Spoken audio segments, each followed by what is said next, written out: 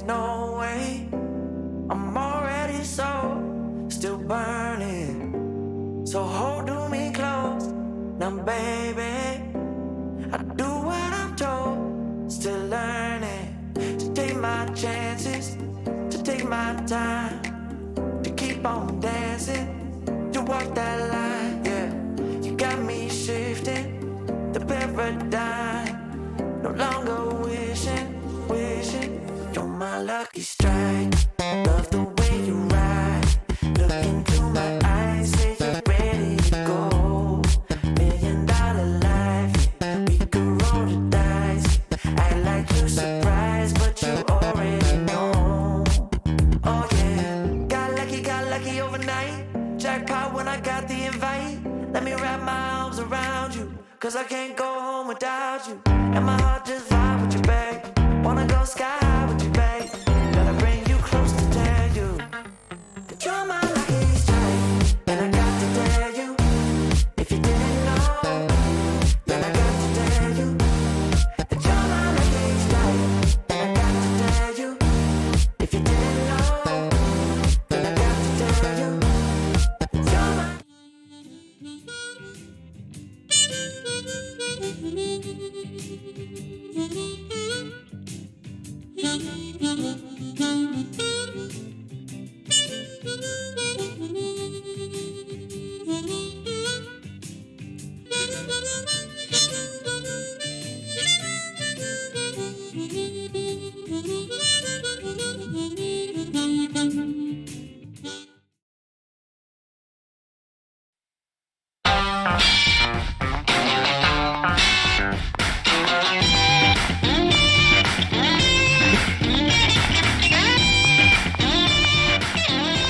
Well, I'll tell you folks, I spent about 419 episodes enjoying that last bumper music, but I really like the new bumper music that we're using. This is the first time we gotten to play the intro here on the Rec Poker podcast.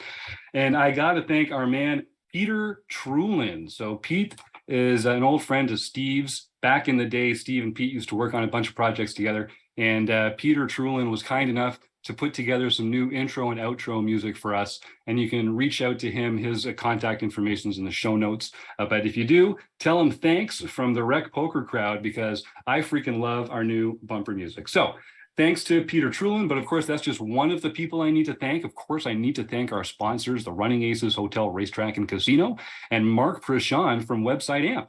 Without their help and support, we absolutely could not do what we do here. Just like without the support of our premium members, like Josh Campbell. Josh is a great guy, enjoys rugby, and is a regular in our Tuesday night online play-in hangs, as well as some other opportunities to get together and socialize and learn about poker. So thank you, Josh. Your $15 a month doesn't sound like a lot, but it makes a huge difference to what we do over here at Rec Poker. We're a largely volunteer-based organization. Most of what we do is free. And so it takes a village. And I'm just the guy that they put in front of the mic for the podcast. Trust me. My name's Jim Reid, Bluffsterini in the home games, and Rec Poker Jim on Twitter. But I'm just a small part of the team here. It takes an entire wrecking crew to make the magic happen here on the Rec Poker podcast. And that crew is some of them are here to join us tonight. You can go to rec.poker/crew if you want to learn more about me and them, or you can just listen up because you're going to meet a few of them right now, starting with our producing co-host, the one and only Chris Jones. I'm Chris Jones. You stole my thunder. I don't even get to introduce myself. No, I'm Chris Jones. You can find me 5b5 on Twitter or 5x5 on the Poker Stars home game. And I'm John Somsky. I am Poker Geek MN everywhere. And I'm Keith Brandt, and that's Monkey System everywhere. I'm Kim Kilroy. I am PetFat_33 on Twitter and PetFat33 in the home game.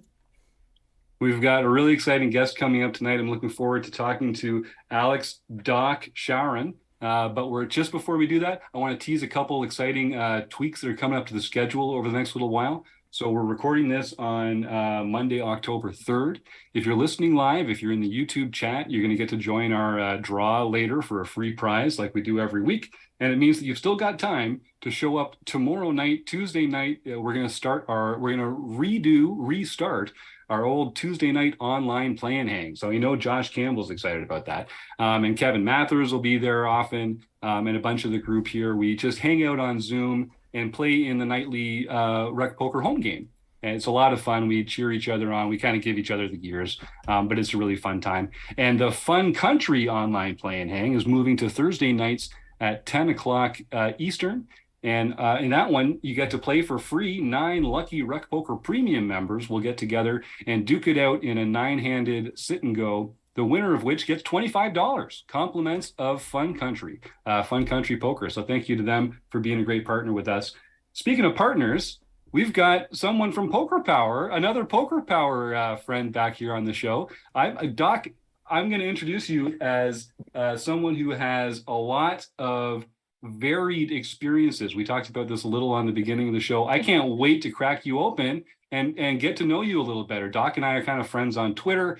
We've got a lot of common friends on there, like Kevin, the Minister of Hype, and some other folks that know how good we've got it up here in Canada and want to get a piece of that action. But Alex, Doc, welcome to the Rec Poker Podcast. Thank you so much for coming on the show. Thanks for having me. I'm really excited to talk. AJ says hi. She's my boss at Poker Power, and she said you guys are all really cool. Oh, right on. Well, she probably says some true stuff too every once in a while. AJ is fantastic. And I feel like Poker Power and Rec Poker just have so much in common, trying to make the game more accessible and inclusive for all sorts of people. And so it's a pleasure being able to talk to another one of the coaches there. So let's start with there. So you are a poker coach with Poker Power. You're involved in the business side of it. What's your role with Poker Power first? I'm a lead instructor. I kind of shy away from identifying myself as a poker coach because I think there's lots of great poker coaching available out there, and I'm not a great coach. What I am great at is teaching total beginners how to play poker. So our goal at Poker Power is to teach 1 million women how to play poker and just kind of turn the tables on life. And so my role is that I teach new beginner women how to play poker. And I do that often in a context like this on Zoom, and often for big companies. And I've even taught women and girls in Africa and Kenya how to play poker, and in large companies like Visa and Comcast and stuff like that for corporate events. So if you're out there and your company is really cool and likes doing, boring corporate events, have a fun one instead and contact Poker Power. Nice. We're all about fun and poker, it's a game, people. It's a game. You should have fun. And of course, it's more fun when you win. I know I'm not the only person who feels like that. So learning together and getting better at poker is a big part of what we're doing here. And that is a lot of fun when you do it right. And Poker Power has basically 12 lessons that build on one another. So we're not a fish factory here. We actually try to train people with really great content so that they learn basic strategy to feel at home at any local poker table they might join. Now, I hate to always ask our guests, how did you get into poker? So let's put that off just a little bit. And I want to focus on the fact we don't get a lot of practicing Wiccans who are active coven members here on the show. Why don't you talk a little bit about that side of your life and what excites you about that? What got you into that, and kind of how that has led you into the role that you're in now? Sure. Well, I've always liked cards, whether they're tarot cards or a deck of playing cards, I'm going to say. I'm a practicing witch. I've been so for most of my life. And when I was a teenager, kind of got into exploring it, had really great parents who were very understanding, and a mom who was into the magical kind of stuff herself, and my dad who was kind of an eye-rolling atheist, but still willing to drive me downtown to go meet druids. So, they were very cool. And it's always been a big part of my life and my spirituality and my community. And I was initiated into Wicca in, I think, 2006. And that was getting into a coven, and we practiced traditional Wicca. And so I've been practicing ever since then, and run a coven of my own now. So that's a cool part of my life. I love it. And it didn't really cause me to get into poker, but I think that I almost have a spiritual experience sometimes when I really deep dive into a poker moment and I'm thinking about just all the probabilities. It's like being able to enter the multiverse, right? Sometimes. So that's kind of cool. Well, I know we've got a bunch of people watching live on YouTube, and I'll encourage them. If you've got any questions for Doc, just type them into the chat there. And of course, Chris, John, Kim, and Keith, unmute anytime and jump in as well. I got a bunch, so I'll just keep on rolling like I tend to along here. So you mentioned kind of eye-rolling atheists. You must encounter a lot of those in your life as a witch. What's that like, and do you find that creates sort of like a barrier in any way to your success, or to relating to some of the people that are maybe don't find that that's in the mainstream exactly? Not really. I think that, really hardcore atheism requires a lot more faith than I have for, or witchcraft in a traditional sense, especially British traditional Wicca, which is what I follow, is a very, what we call orthopraxic religion instead of orthodoxic. So it's what we do that makes us witches, not what we believe. What we believe is always evolving and ever changing. And so what that means is that we do what works. And so what we do, we continue to practice because it works for us. And so I don't find it too weird if I run into somebody who doesn't believe in it, because I'm just like, okay, fine. It's sort of similar to in poker. If you make a really great bluff catch and then the fish across the table is like, well, you're so dumb for calling with that. And it's a good bluff catch. And you're like, okay, yeah, cool. That's rad. Yeah, that's a good way of thinking about it. That's true. Because what people don't know, they don't know, right? Right. And why would I want the opinions of fish in life or in poker? Yeah. So tell me a little bit about sort of what witchcraft has brought to your life, and how what you get out of it, and sort of what that experience is like. Sure. I mean, just like I'm sure any faith that's deep to a religious person, it's a relinking with divinity, with something greater than myself, which is really important. I think that it's brought me a really fabulous community of people that I just really love to the bottom of my heart. Being a part of a coven, it's kind of like when you get initiated, it's kind of like a marriage in a sense, that you're bonding with these humans that you really need to trust very deeply, right? Because you're going to be vulnerable in any spiritual group. And so that bond has been a really super important part of my life.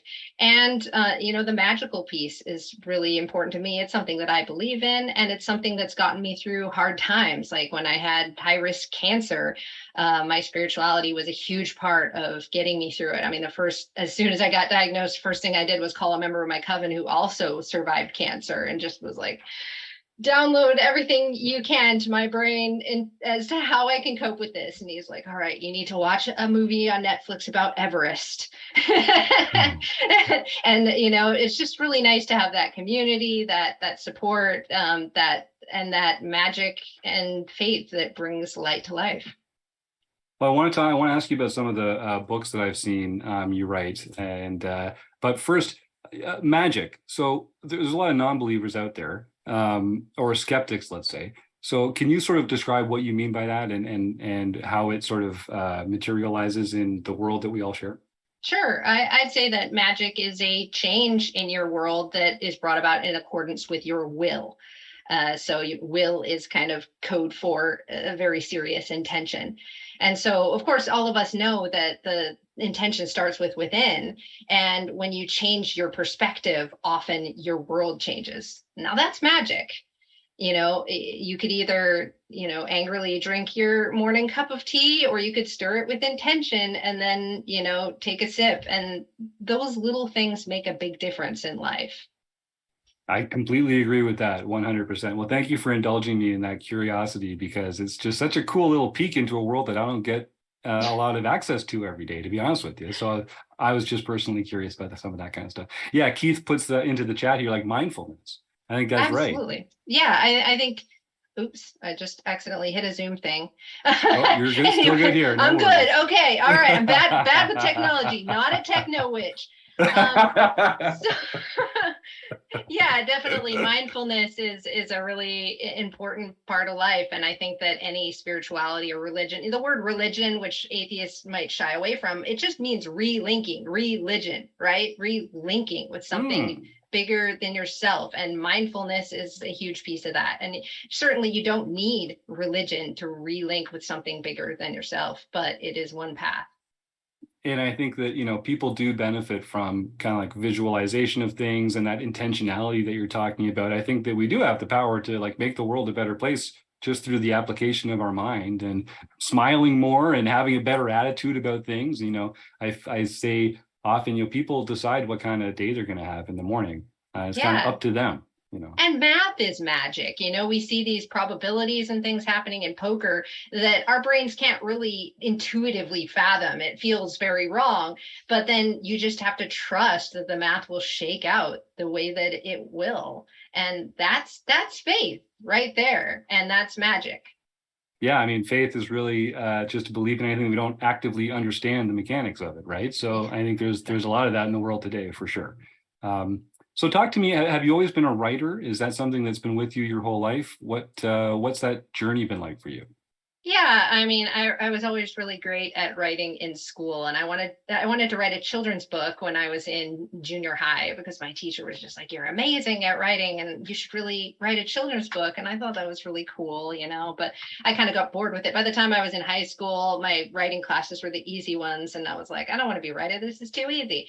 But then I decided to, do some basic writing, and there's a fun little self-challenge every November called Nanowrimo. It's National Novel Writing Month. And the idea behind this challenge is that you write in 1 month 50,000 words, and you get to sort of experience the life as a writer, drink coffee late at night and get tired and write garbage, right? And you're not supposed to really worry about the content of that writing. So I did a couple NaNoWriMos, and then I submitted one of those productions to a publisher. And at first they were like, "We like this, but we want you to turn it on its head." And I was like, "Okay." So I edited it and then got my first contract. And the rest just kind of rolled on. It's so much. I mean, once you've been published, it's just so much easier to keep writing, right? Like that first one's the hardest one. Definitely, and especially, well, it's anything with stamina, right? There's a kind of stamina involved with daily writing for sure. And now I've written over 26 published books, and it's definitely helps to start a relationship with a specific publisher as well. That makes a lot of sense. Chris Jones also works in the world of literature, so he might have some insights on that front as well.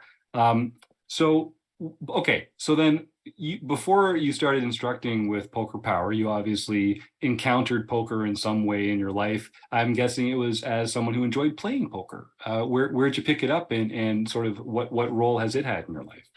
Sure. Well, it was a really important time that I discovered poker because I had just had a really country song bad few years in my life where, I'd had this horrible car accident, and then I recovered from that. And then I got cancer, and I had to do, 5 months of chemo and 36 treatments of radiation and have my breasts removed and my ovaries removed. And then my husband left and he took the dogs. It's exactly like a country song, right? That is. So I had experienced a lot of negative variance, and I was starting a whole new life because my life had changed and everything was new. And I left, with nothing but what I could fit in my tiny little car, and I drove back home to Canada from, I'd been married down the States. And I was like, okay, new life, new stuff. I've always wanted to learn a smart person game. And I have the choice between chess or poker. I want to learn chess or poker because those are smart people games. And then I thought, well, I don't have any friends now. I just went through a divorce and cancer. You wouldn't believe how many friends you lose in that kind of process, and moving. And so I was like, I'm going to learn poker because I feel like I could probably make more friends this way. And so I jumped onto the old app store and I downloaded the old Zynga Poker. Hey, all right. And I went to the library and I picked up Learn Poker Like the Pros by Phil Hellmuth. And I was like, all right, I'm going to play like an eagle today. Yes. Find your animal. Yeah, that's Yes. right. And in doing so, I really immediately fell in love with the game because I realized that I could heal myself because I've always been a control freak. And Mhm. so going through cancer and the divorce and everything, I just was blaming myself and reliving all this stuff in my mind going, what could I have done differently to avoid all this stuff? I was very heartbroken from the divorce. He was my world. I very much loved him, still do. And so poker helped me realize that you can do everything right and still lose a hand, right? And that Yes. you dwelling immediately on the last hand is not helpful at all. You just need to look at what's in front of you and play the next hand and trust that the math's going to shake out if you keep making good decisions. That's a great, I remember learning that lesson myself through poker, and it helped me a lot in my life. Like I'm also a control freak. The folks here on the show might be able to tell you something about that.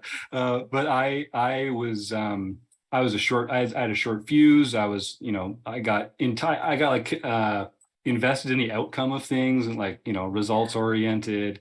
And just knowing that pocket aces are meant to lose a non-trivial portion of the time when you get them in pre-flop, like that kind of lesson and seeing it happen a lot. Like that does help give you a good attitude about life, I think. It really kind of dovetailed with all the therapy I was doing at the time because I recognized I needed a lot of therapy. So I had like two different therapists, and I was going to these groups called Al-Anon, which is for people who have been affected by someone else's drinking. So it's like a 12-step recovery program for the family members that have been affected by the alcoholic, right? And so what I was learning at Al-Anon was like exactly like what I was learning through poker. And so it was really an amazing kind of crucible for healing. And I'm hoping to bring some of that empowerment to people through Poker Power. I've had some friends go through Alcoholics Anonymous, which is the original 12-step program, and they had some great success with that. And I know a big part of that was kind of having to surrender yourself to a greater power. And again, not to get religious about it, God or something like that, but it's really about just giving up the notion that you are in control. Exactly. Is that consistent with your learning there? Very much so, because I had such trouble with those steps. One of the steps is just getting ready to relinquish control. That's a whole step of the 12 steps. And I was stuck on that step for a while because I just wasn't ready to let go of the control. I was like, no, I'm the reason that all this happened. And I'm the reason that he was drinking and all this stuff. And then one day I thought, well, maybe I'm not in control of everything. And that was like my first step. I was like, maybe I'm not in control of everything. And then poker kind of kept teaching me, prodding me, and I was playing and thinking, okay, no, I'm not in control of that either, or this or that, and learning to just kind of stay in my lane and play my cards was a huge step forward. I love that. Chris, did you have some? Yeah, Doc, I mean, part of this conversation is kind of reminding me a little bit. Have you read Maria Konnikovaa's Biggest Bluff book, kind of about like decision making and this idea of like, kind of coming to terms with the lack of control and sort of figuring out the best way to make decisions, and that's what poker can really teach us. And I guess my question, since you're working with so many beginner poker players, there's sort of like a difference, I think, between understanding the theoretical side of like that aces are meant to lose sometimes and like actually accepting that and like making that part of like not sort of letting that lead into tilt or lead into all these sort of other things. And I'm wondering, like, what's your experience in sort of like, how do you teach that to a like, for our listeners who might be sort of beginning players, or for the people you work, how do you sort of like help teach that idea that to go beyond the theory and sort of actually kind of understand it in your bones? Sure. One thing that I always say is, I show people, here's a spot where aces is going to win 80% of the time. But that means you have to lose 20% of the time. And you can't opt out. You can't opt out of that 20% of the time that you lose. You have to physically go through it and live through it. And that's something that I do have to say over and over to people, because it can feel like a slap in the face. I mean, just like with life's variance, you know, so many slaps in the face that I felt I had, and I thought, how could this be happening to me? How? And I think also living through cancer kind of helps you get past that denial piece, because that's what it is. It's just denial. It's masquerading as logic. It's this denial where you're not ready to say, this is happening right now. And so you say, no, this is not happening. Something else is affecting this to make it not happen. But the quicker you can get through that no screaming at the void, the quicker that you can get to a place where you can make sound decisions based on what you have in front of you. Sorry, I forgot I was muted there for a second. Yeah, Kim says here in the chat as well, you know, even getting aces busted, it's acceptable once or twice, but it's tough if it happens in bunches. And even when you're as experienced as Kim Kilroy is, it's hard to control the tilt sometimes. So it sounds like you'd say that you've kind of carried some of that knowledge into this other part of your life, and it helps you there as well. Definitely. And that's a really good point. Like life has this variance too. When I was going through my variance in life, I remember saying to myself, I just don't have time to take a breath and heal from some of these things, right? Because I have so much to do. I have a life to plan. I got to move back to Canada and take my kids there and this whole thing. And so I didn't have the space to do the therapy in between with more bad stuff flying at my face, right? So this is something that happens in life, and it happens in poker. And I think that those life skills carry over to poker and vice versa. If you can learn to keep having those bad strings of losses over and over again in poker, you can start carrying some of that over. And part of that may be finding a way to pause or quit and heal, right? Which you can't do with life's variance, but that's why learning from games is so amazing, is that through play, we can have this little microcosm that we can play around in, but we have more of a sense of control in that we can choose when to play and when not to play.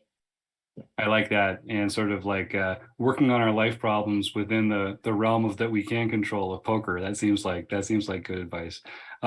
Keith and Kim, they just keep feeding me lines. They like the sound of my voice, I guess. I'm going to keep talking here. So Keith is kind of famous for this element of his own mental game, where he says, you know, for him, when his aces get cracked, he just reminds himself of how much fun it was when you cracked someone else's aces, and kind of hold on to that positive experience, because it's the entire thing. I think this is what recreational players have trouble with.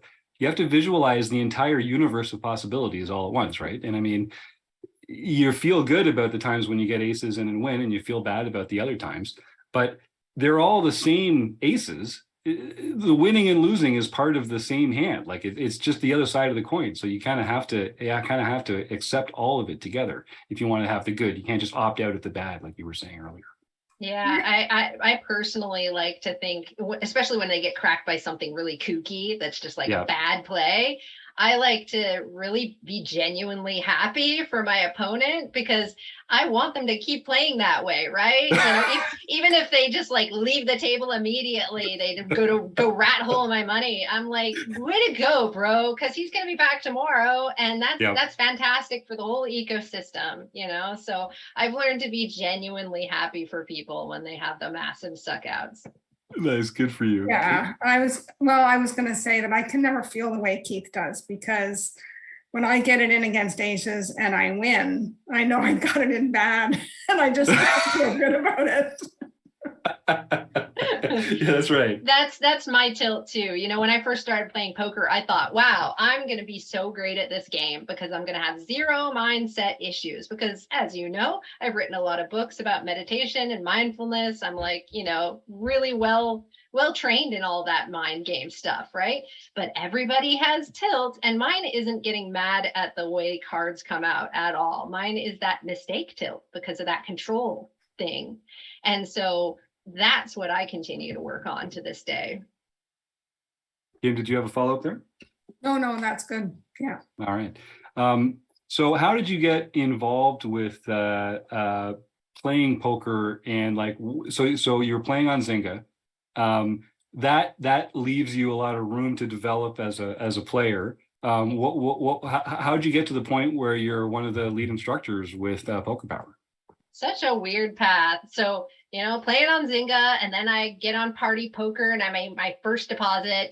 Some book that I read all these books, and some book that I read said, set yourself a budget, because you're going to lose when you're learning. And so for some reason, my budget was like $13 a month. I was like, 13 is lucky.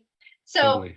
So I'm going into, 1 penny, 2 penny games. I'm doing this, and I decide, and Run It Once Poker was a huge part of my journey too, because I'm like following all these poker podcasts, and I'm listening, and I'm learning that Phil Galfond, this trusted guy, has this new poker site, and they need beta testers, and they're going to give me like 40 euros to just blow on this site. So I'm like, okay, cool. So I sign up and I start playing on Run It Once Poker, and I'm really loving it. It was so wonderful. I miss it so much. And they say, oh, you'll get all this rake back if you become a streamer. And I was like, what the hell is streaming, right? And so I look into this, and I'm like, oh, there's people who play the games on the interwebs, and then people watch the people play the games. Okay, cool. I'm going to do that. So then I start a Twitch channel, and I'm playing horribly, but I'm trying super hard. I'm super try hard. I'm like tagging all my people, and I'm like writing stuff down. Like, okay, so they did that with this hand. I wrote down every single hand they showed down. And this random guy comes into my chat, this random Estonian, and he's like, I would like to teach you how to play spin and go games for 50% profits. And I had nothing to lose. I was a losing player. So I'm like, okay, sure, random Estonian guy. So we start doing these like these calls with this random Estonian guy. And this guy, no joke, takes me from like losing poker player to like spin and go crusher, and I got really great at spin and goes. And, and I developed this really good friendship with this guy too. Really great guy. And never caught his name though. That's so weird. No, his name is Archer. And he's a really great guy. And but he had his own demons and stuff. So he did end up falling off the planet at some point. And I decided that long term, I really wanted to transition to cash games. I had originally asked him, can you teach me how to play cash games? And he was like, no, I'm bad at those. Only spins. And so I was like, okay, 2021 is gonna be my cash game year, and like because I have been, I could play some cash games kind of crappily. And then so for a while I was like losing money playing cash, and then grinding it back up with spins, and losing money playing cash, and grinding it up playing spins, all that stuff. And then I ended up transitioning fully to cash games, and I'm still working to get better there, as forever, Yeah.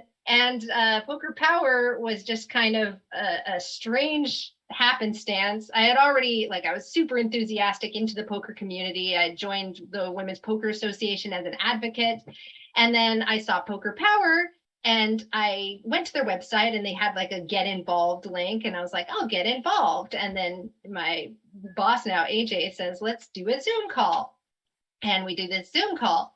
And I'm just expecting to like volunteer, like I'm doing for the Women's Poker Association. But then I accidentally got hired because I also have a background as a teacher. So I used to teach science and stuff to middle schoolers and high schoolers. And so she liked that and ended up getting hired. And that was 2 years ago. So I've been working with them for 2 years now. And so I was one of their original OG instructors in the group, and it's been really amazing watching them grow. Nice. John?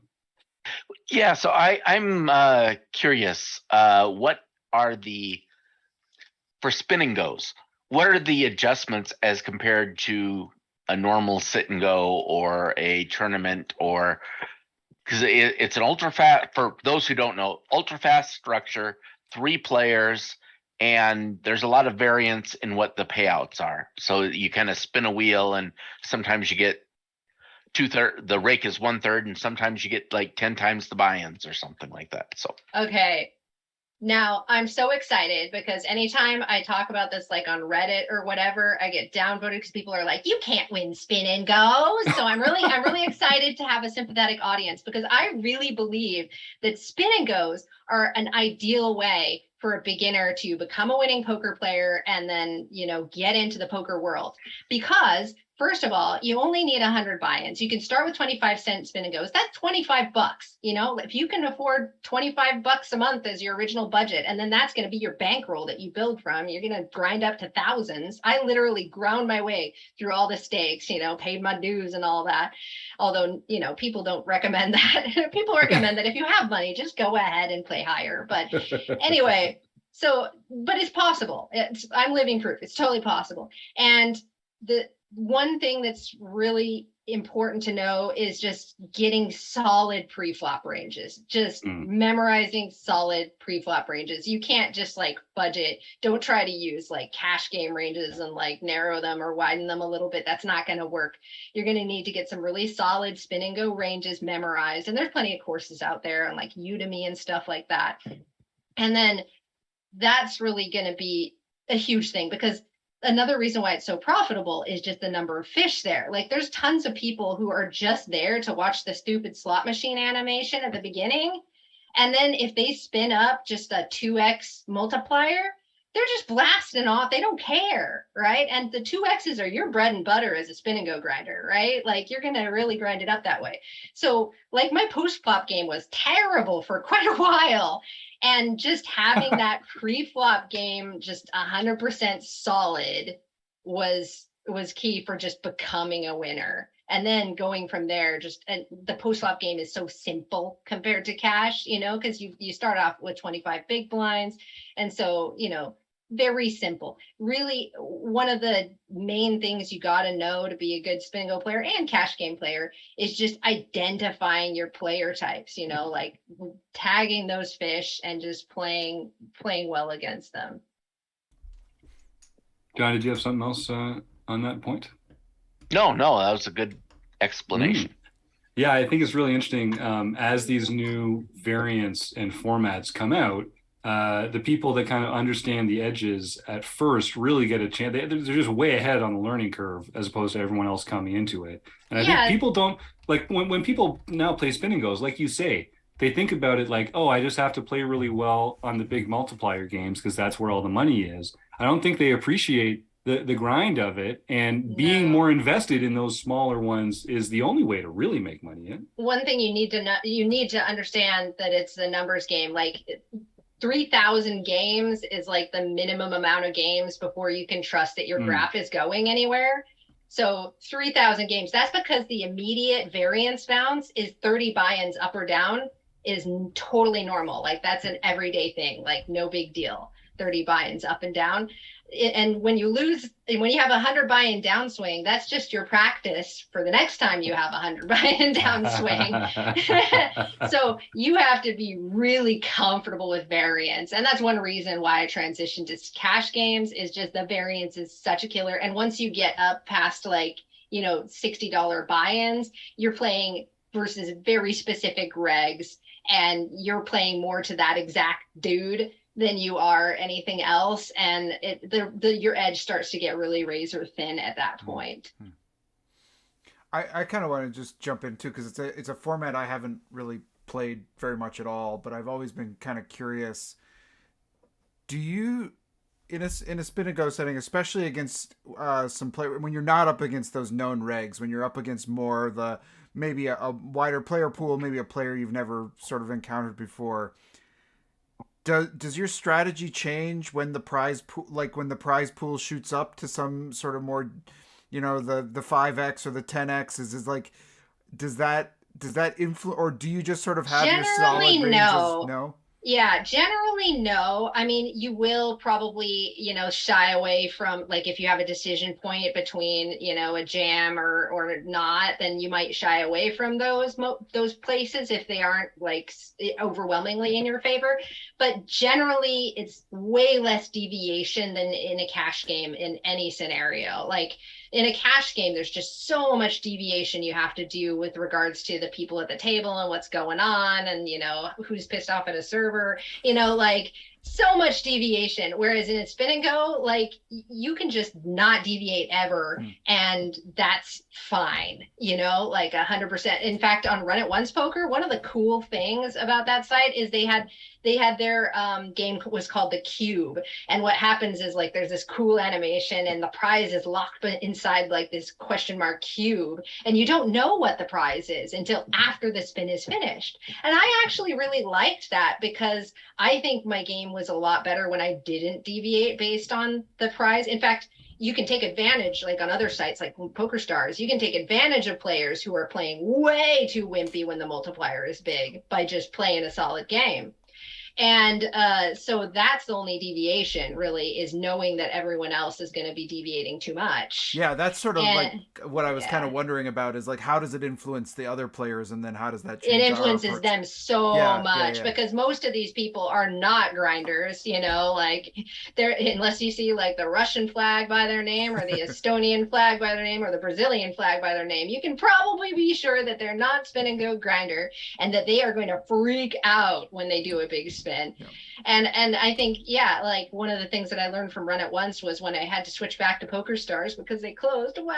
I was just like, I'd never even watched the animation anymore. I was like, whatever, and that was great. Yeah, jump in there, Keith. You had a question or a comment? Yeah, you are a teacher. I'm kind of interested in what kind of a teaching technique that you use. You said you'd have 12 lessons, and you one builds on the other.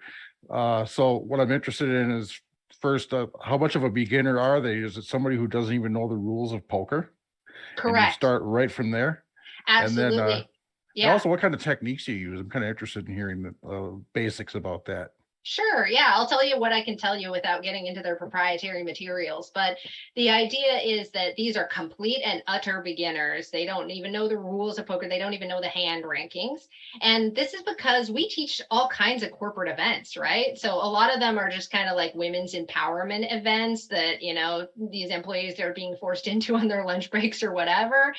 And so we are taking a ton of people who just don't even know what the hell poker is, And so we start off just from the basics. We start off with hand rankings and being able to identify what's the nuts on the board, right? And we build from there. And eventually we get into just basic strategy, things like c-betting and stuff like that. And we get into the logic behind it all. And these are mostly, we do have some live events, but a lot of these are done via Zoom, because Poker Power was born during the pandemic, right? And so what'll happen is there'll be essentially like a 30-minute PowerPoint presentation that is really slick and has all these great concepts really laid out for beginners. And then there's 30 minutes of play in an app, so that you can get some experience playing the game and get your feet wet. And all of our instructors are just really experienced, really great at answering all these questions. And we do really big events too, where there's just tons of people. So we have multiple instructors, and then we do Zoom breakout rooms and stuff like that. And we always have one instructor manning the chat to answer any questions. It's a really awesome program. And we've gotten a lot of ladies interested in poker through it. Kim, why don't you go next? Yes. Okay. You had your start with the Helmuth's book. Yes. And Reddit, of all things, r/poker, like just the worst sources. So my question is, in today's game, what do you use for your own study, for your own game? What materials do you use?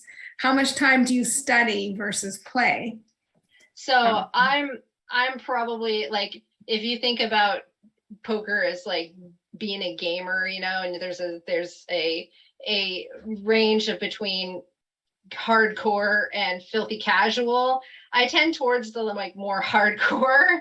So I do devote like an awful lot of my time to play and study.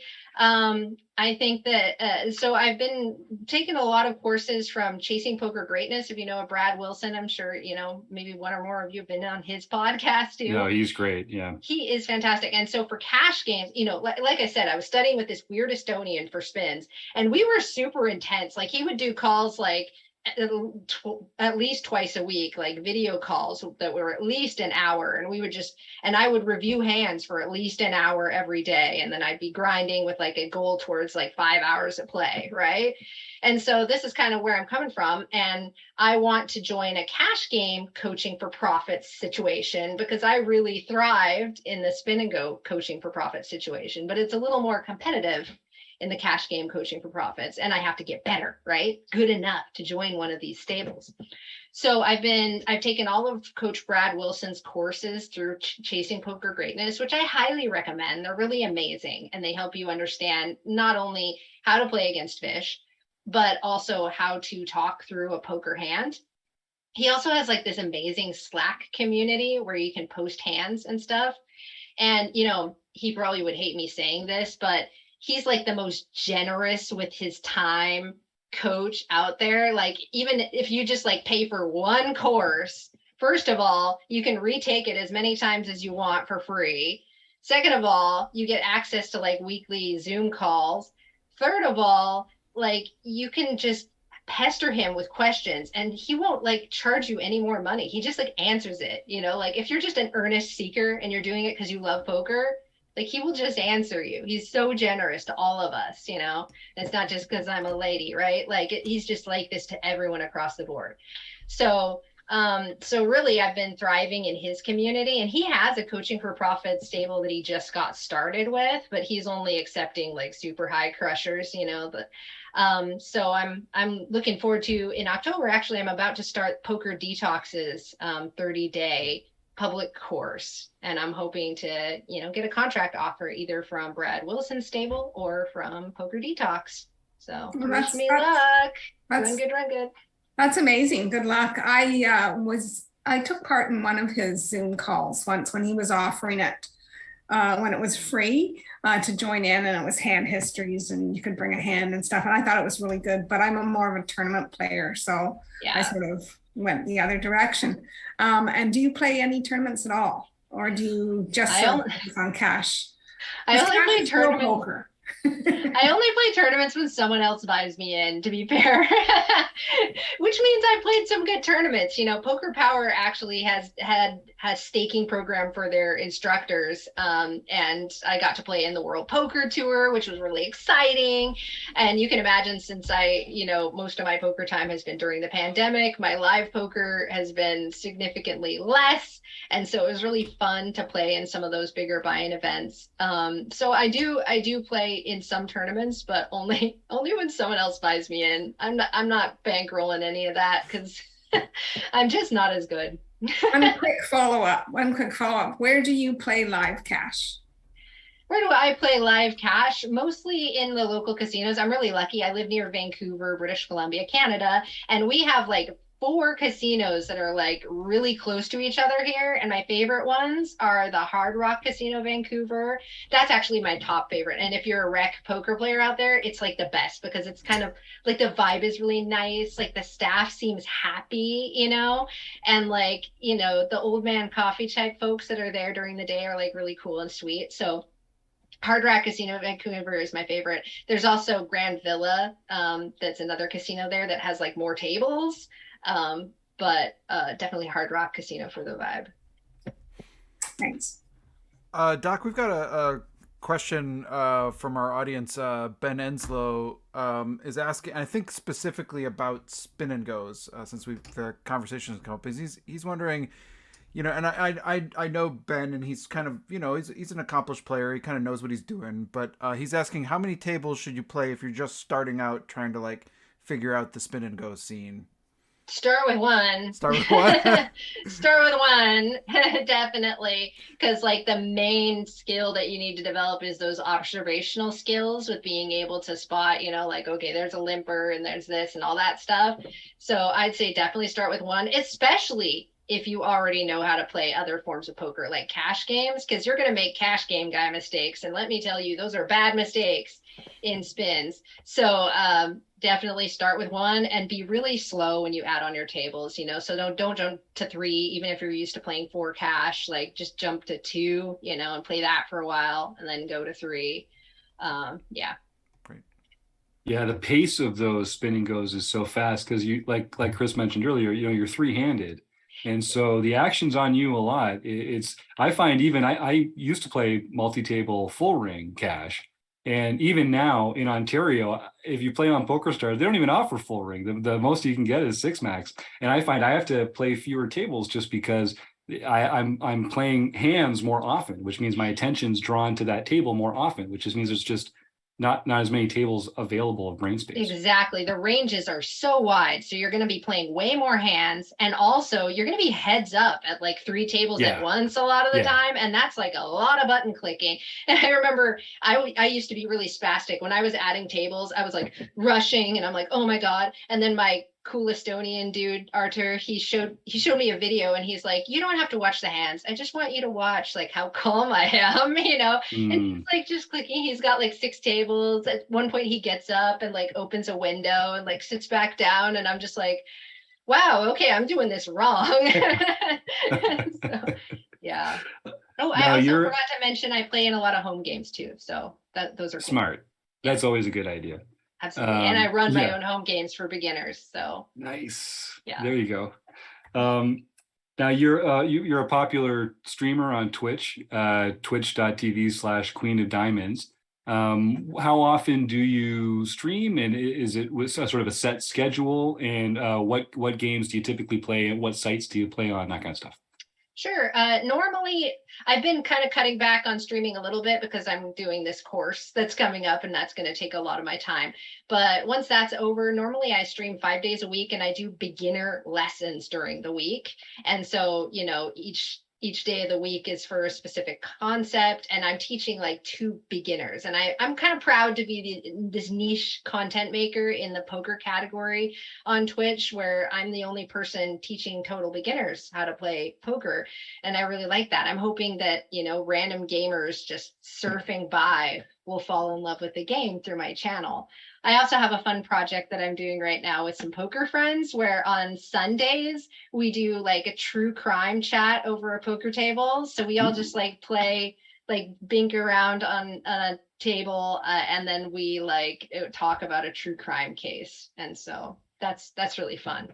That's great. Yeah, I mean, a lot of our Wrecking Crew members also offer coaching through the Rec Poker Shop, and I think one of the things that another thing we have in common, Doc, is there's just that great quality of coaching or instructing with beginners, novices to intermediate players, and we can shine a light on advanced players and just like being an objective viewer and maybe tell them something that they're not paying attention to. But it is a different experience, like helping less experienced players understand things like playing a range, you know, like I love that look on their face when you tell them, when they start thinking about ranges or something like that, or like the difference in having an elasticity to sizing, like that kind of stuff is just, I find that very validating.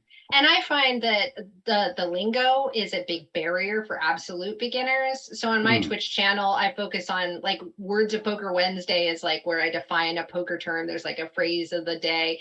And then also I just try and keep my language really simple. So even though, you know, I might know my stuff, I don't talk a lot about MDF or blockers, you know, when I'm playing on Twitch. I talk very basic stuff, you know, like what's the nuts on this board kind of thing, and everything like that. Well, I've got one more question for you, Doc, but first, I just want to remind our YouTube audience, we're going to do the draw at the end of the show. So if you want to type the words food bank into the chat there, you'll get entered into our draw for a free prize. And Doc, can you just remind folks where they can find you on Twitter or on Twitch or any other places where you'd like people to reach out? And then I'll ask my last question and we can close this baby down. Sure, you can follow me on twitch.tv/Queen of Diamonds, and my name is hard, so you can just like find me through like links on the show notes or whatever for Twitter and stuff like that. But Yeah, and definitely check out pokerpower.com if there's a female in your life who might want to be checking out this game. Like if you have a wife, a sister, a girlfriend, or a mom, uh, getting them some poker lessons is a really great gift. It's true. It's true. And yeah, folks, if you're on Twitter, just start with Dr. Alex and work your way down from there. You'll find her eventually. So my last question, Doc, we do a theme of the month every month here in our premium membership where we focus all our learning material on one theme each month. The theme this month is 3-betting. And so I always try and ask our guest, just can you just share a couple thoughts on the importance of 3-betting from the point of view of the aggressor? Like, why is it important to have a 3-betting range, and sort of like really anything that springs to mind on that subject at all? Sure. Well, I'm going to talk towards beginners because that's what I'm best at. So a 3-bet means that you have raised someone else's raise. So the reason it's called a 3-bet is because the blind bets are the first bet, the first raiser is the second bet, and then when you re-raise them, that's a 3-bet. Now, we might re-raise for 2 reasons. There's really 2 good reasons to put money in a pot, right? There's not a third reason, like I'm bored, right? There's 2 reasons.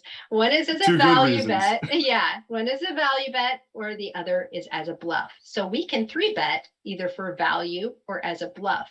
So this is one reason why understanding ranges is a really great way to start. Now, if you're not ready to memorize a bunch of 3-betting ranges, just know that you want to 3-bet some valuable hands like aces, kings, queens, and ace king. Those are some really valuable hands to 3-bet.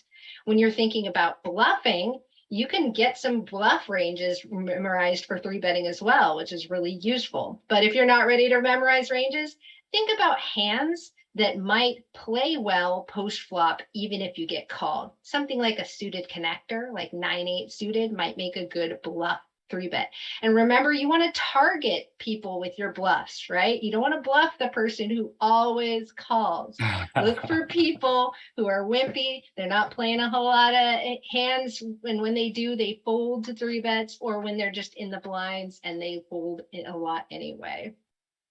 That's great. Well, thanks again, Doc. I really enjoyed getting to know you a little better. You're a super fun follow on Twitter, and it's great to kind of peel back the layers a little bit. I hope we get a chance to get together, play some cash in real life one of these days. Wouldn't that be a treat? Count me in. That would be awesome. All right. Thank you so much for having me. Thanks again. You have a great night, Doc. All right. So that was a treat. I've been looking forward to having Doc on the show for a while here. Such an interesting character. I couldn't help but ask about the magic and the witchcraft and the coven and that sort of thing. As an outsider, that's just like fascinating to me. But I don't even really think we mentioned or came up. She has a PhD too, so like that's why. Oh yeah, no, Doc is not Doc. Yeah, so like it's not just a nickname. She's a doctor. She's an actual doctor, a published author. Just in case people hear witchcraft and I think they get a little like I don't know. I think some people there's a barrier there, but. I was really impressed with the conversation. So, John, did you have something on that front?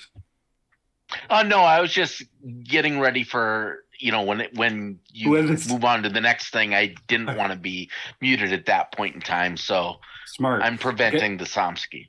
Getting out ahead of that Somsky, that's really smart. Yeah. So before we get into the home games, or no, we could get into the home games, and I could just interrupt John. We haven't done that a lot lately, but no, okay. So we'll come up with something else to interrupt him. But I mentioned that the theme of the month this month is 3-betting from the point of view of the aggressor.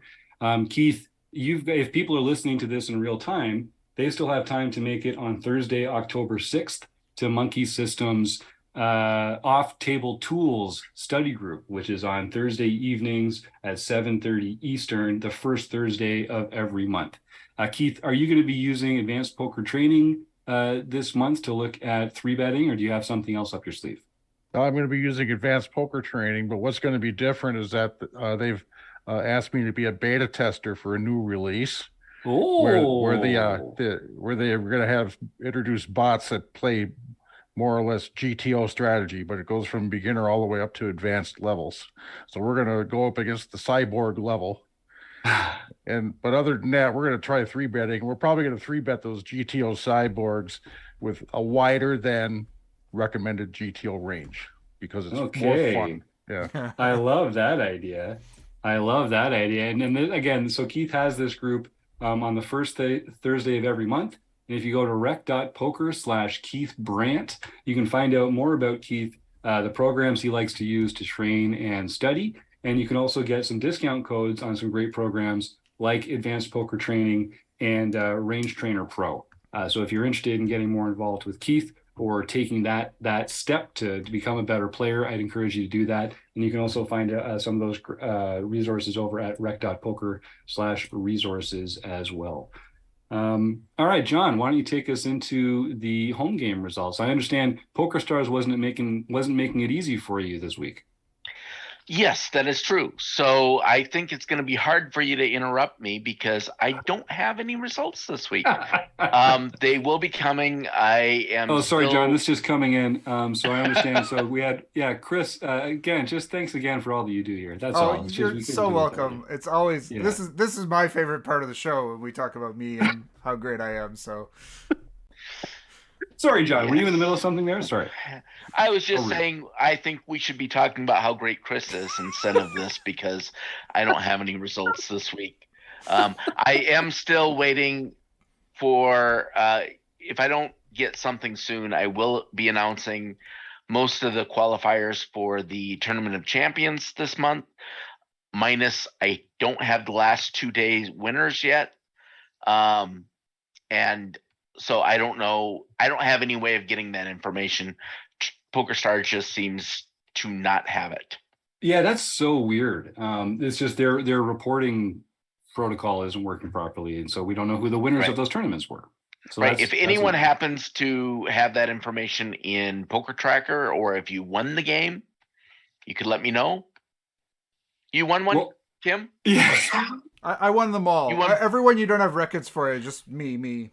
Yeah. Yeah, me too. I also won them all. You're the third person that's told me that.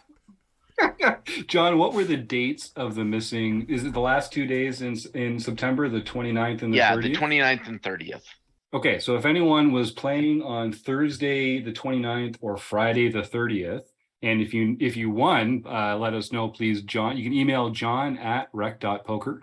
Or if you didn't win, but you were in the top 3 or 5 and you sort of saw how it went down, please do give John an email. I can't stress how much John does here in the Rec Poker Home Game Club. It's not just setting up the clubs. It's not just setting the structures. It's tracking all these results, reporting all these results. He there's a website post that goes out for every single one of them. He's very active on Discord as well. Until Twitter caught on to him, he had a pretty good presence there as well. And I just want to make sure people appreciate all the work that John Somsky does here at Rec Poker. So my hat's off to you, John. And I'm sorry that PokerStars isn't just making it as easy as it possibly could be. Now we got to do all this legwork. That's not fair, man. That's not fair. Yeah. Well, so back to what Chris is doing. Chris does so much for. I have results from the international games on September the 30th, if you need those. Okay. I will let you know. Hopefully, right now, I've sent there's a place you can record the results or request the results and they email them to you. I have requested about 50 results and I've gotten the same tournament once or twice. So I've gotten 2 for 50. So I not like those real odds. Great odds. Yeah. So I guess a couple of the things I'll tease in the calendar. So I think I mentioned at the top, we're getting back together on our Tuesday night online play-in hangs. That's super fun. I look forward to that every week. And the Fun Country group is going to be meeting on Thursdays, an hour later than usual. So come and play for free and win $25. We're also going to be adding an element to the Tuesday night online play-in hangs. It's typically been just a premium member only event every week, but we're going to start introducing once a month, making it open to all community members. So you'll still have to go to rec.poker and get a free community account. But I mean, all it takes is an email address and a smile. How tough can it be? Go and sign up, get a free account. You can post in the forums. You can join in the home games. You can get involved in our Discord. There's a lot of things that we do totally for free as part of our Rec Poker community membership. And one of those things will be getting access to the monthly community online play and hang. The other thing we're going to be doing is we're going to start doing a women's last longer. We have kind of an informal last longer in the OPA each week because, as people drop out of as people get busted in the tournament, often they stick around and kind of cheer on whoever's going to be winning the tournament that night. And the OPA group has a pretty good record. Often the winner comes out of that OPA group for some reason. I think it's just that team magic dynamic. But we're going to start having one specifically to encourage some of our women members to get more involved and to come and share in the fun. And we'll come up with some kind of way to make that a fun, last longer kind of a competition. So that's something I'm looking forward to as well. So look for some details on that. Mark Prashant and I are still working out the kinks on exactly how to make the calendar events work properly, but that is coming down the line. I think I mentioned already, so the theme of the month in October is going to be 3-betting from the point of view of the aggressor. And then the theme of the month in November will be defending against 3-bets. So if either of those subjects are interesting to you, you've got tons of time to go join our premium membership. If you use the code RECPOKER, you'll get your first month for only $5. And it's only $15 a month after that. That's 15, which I know is pretty good value for all the stuff we do. There's an event every single day between the home games, our study groups, the podcast, our strategy conversations, releasing videos. There's often 2 or 3 different kinds of events every single day that you can get involved with. And so whether it's for the learning or for the social side of things, or you just want to hang out with other people who love poker as much as you do, this is the place for you. So come and try it out. So I think we'll do our food bank draw here. I see 4 people have entered their names in, starting with my man Woody, Rocket Box Poker. Woody's got some exciting plans coming up too. I'm not going to break any news. Don't worry, Woody. But if you live in the state of Pennsylvania, hold on to your hat because Rocket Box is putting something fun together and you might want to get involved in that. So before we do that, I'll just say the only other thing, Kim, you've got your hand history review on the 4th Tuesday of every month. I've already put together a couple hands that I'm going to share on all the wrong ways to play pocket jacks. So I don't know if that'll be what you end up looking at, but Sounds like fun. Yeah, I was multi-tabling the other day. I was trying to get some paperwork done and just had a couple cash games up on the side. And I got into a few spots with pocket jacks where the boards were the same, but I took very different actions on them. So we can kind of compare how you might play them. And I'm interested to get your insight and how the solver might approach some of that stuff. Okay, I might have to change the date to the week before. I'm going to Malta for the Malta Festival. Wow. Nice. Amazing. That's the day I arrive after an overnight flight. So I'm not sure. Well, Hey, folks, if you go to Kim. rec. Yeah, Oh, John. I was just wondering, you want to switch lives? Yeah, Kim has a great life, doesn't she? She just travels around the world playing poker everywhere. This is what I want to be, a retired veterinarian. Kim, is that your secret? Yeah, and the fact that, it was COVID really put a damper on that because that's what I was doing beforehand. But the good thing that came out of that was I discovered Rec Poker and the amazing group we have here. And so that was Especially Chris. Good point. Very good point, John. Yeah. Well, that's awesome. And so, yeah, folks, I will say, if you go to the website, if you go to www.rec.poker, the website itself, just on the homepage, if you just scroll down a little bit, you'll see the weekly calendar. And so Sunday through Saturday, you can see all the different home games in yellow, all the different blue engage events, whether it's the podcast, online play and hang, Twitch streams with Taylor, the book study, Monkeys Off Table Tools, the Fun Country Poker's OPA. I do my own Poker Tracker study group where we review hands with Poker Tracker once a month. The Focus, where we look at different kinds of software and get in there. The online review and hang. There's just so many cool things. The deep dive Q&A with Chris, the Unshuffled Mixed Game Challenge. Like, this stuff all happens at least once a month, if not every 2 weeks. And there's just a lot of great stuff out there. Some of it's free, some of it you got to be a premium member. You're gonna have to pony up that $5 for your first month. But I encourage folks to go and check that out because there is a lot to get involved with, and it is super fun. Anything else before I do the draw here, gang?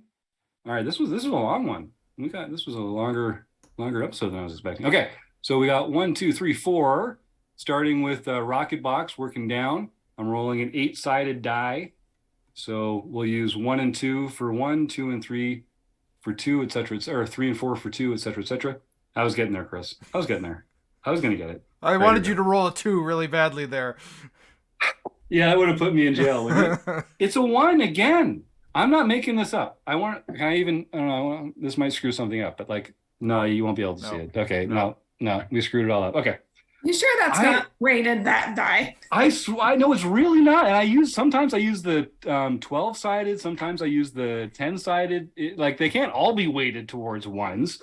But they can, how about that? If anyone has some fair dice out there that you would want to send to Jim, that's maybe a good idea. Or we should just start using an RNG or something. Yeah, we'll just have to see. I'm kind of curious, like, how many times can we roll? Now I kind of want to push. I mean, I kind of like it because it really encourages people. Like, I mean, just you got to be fast on the draw. That's right. You could just do random.org and then you can program whatever numbers you want in there. It does the RNG, and it would handle any number. You wouldn't you don't have an 11-sided die, but if there were 11 people, you could say, hey, choose 1 to 11. It's a good. I might have to start doing that because the laws of randomness when it comes to physical objects are really variance. We're not finding the long-term variance here. We're not getting to the end of variance. All we're seeing is pocket aces busting again and again and again. And Kim will tell you that gets frustrating after a while. This is why they show you the numbers on the roulette wheel that just came, because everyone's going to keep betting on, whatever 3, because it hit 3 times in the past, whatever. Super hot right now. So rolling 1s are so hot right now. It's true. All right. Well, then I want to thank everybody in the YouTube chat here. So Ben, Woody, Charles, Martha. I know we got a couple more in here. Dave. It really is fun having more people in the chat typing questions in. Yeah, Floor, says Ben. We need a ruling over here. Let's test these dice. Yeah, don't worry, Ben. Maybe we can get a YouTube investigation going. Let's get Poppy on this. Yeah, exactly. Contact Joey Ingram. Let's see if we can do a 30-hour stream on Jim's dice. Oh yeah, we didn't even talk about that at all. This could be one of the true crime podcasts that they talk about while playing poker. Right. All right. Well, thank you to everyone in the YouTube chat. It makes our entire experience more fun having you here playing along with us in real time. So thank you for making that happen. And of course, thank you to Kim and Keith and John and Chris, not only for joining me tonight on the show, but for everything you do month in and month out to enrich the lives of our members here at Rec Poker. I'm so proud and pleased to be a part of this organization because of the people like you that make it what it is.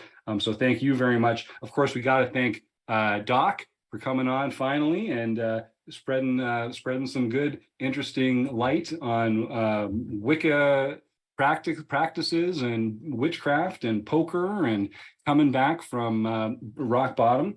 And of course, I'd be remiss if I didn't thank Mark Bershon and the Running Aces Hotel, Racetrack, and Casino, because we couldn't do it without them. And we also couldn't do it without you, the listeners. You mean the world to us. So thank you so much for tuning in, and we'll see you next week. All right, have a good one. Enjoy.